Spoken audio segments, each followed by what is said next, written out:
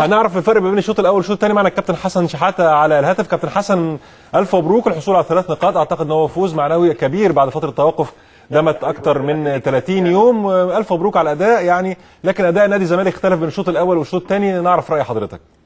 تامر، مساء الخير ومساء الخير على الكباتن اللي معاك، كابتن خالد بيوم والاخرين.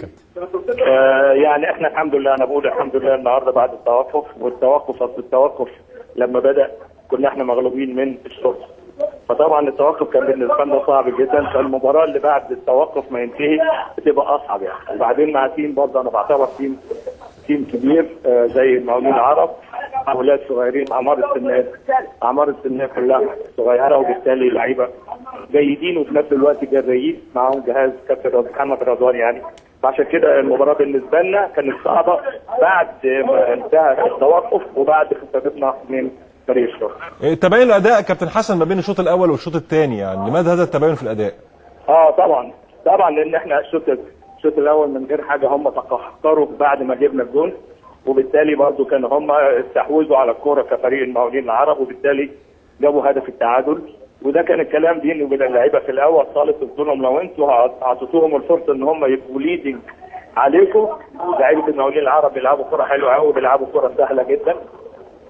كوره سهله جدا، وبالتالي يعني لو امتلكوا نص الملعب هتبقى في مشكله. وده اللي حصل بعد ما جبنا الجول. يمكن كان بين الشوطين في كلام مع اللعيبه، عشان كده اللعيبه الحمد لله رب العالمين الشوط الثاني يعني زي ما بيقولوا رجعت لمستواهم ورجعت لحالتهم، وفي نفس الوقت رجعت على اساس ان هي تأدي عشان عاوزه تكسب، والحمد لله في النهايه ربنا وفقنا بالرغم من اختلاف الاداء.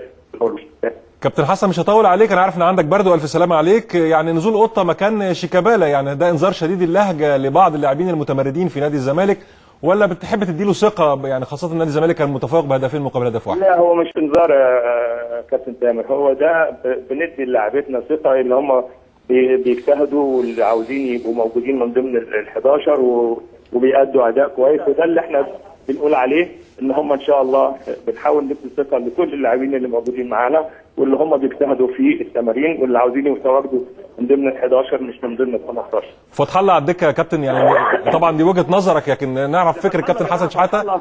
فتح الله عاملين عليه موضوع يا تامر ان فتح الله وحش. فتح الله مش وحش يا جماعه، انا عندي 4 في المكان ده يا تامر. تمام. لسه بنتكلم دلوقتي، منهم واحد متعور اللي هو كريم الحسن متعور.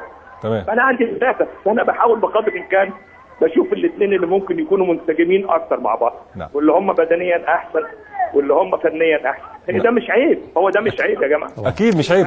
مش عاوز من عدم لعب فتح الله ان في مشاكل وان في حاجه زي ما بيعملوا كل مره يا تامر. الو.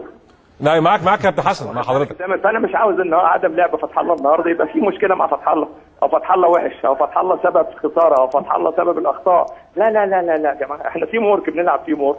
صح. المكسب لينا كلنا والخساره لينا كلنا.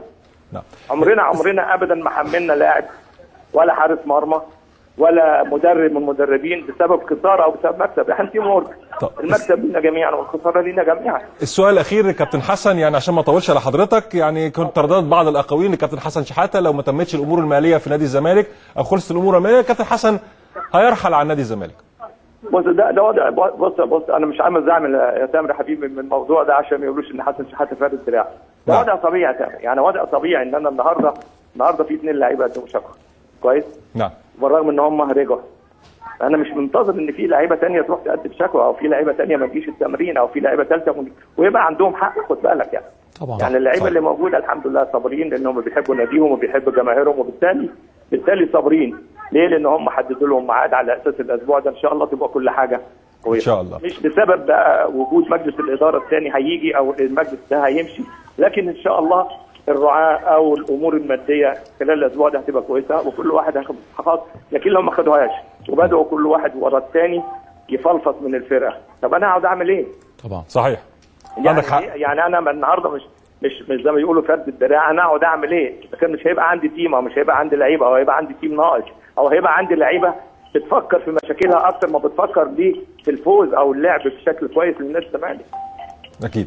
كابتن حسن شحاته طبعا المدير الفني نادي الزمالك، شكرا جزيلا لك وكل التوفيق لك ان شاء الله في المرحله المقبله، والف مبروك والف سلام عليك طبعا من نزله البلد. شكرا ليك كابتن حسن.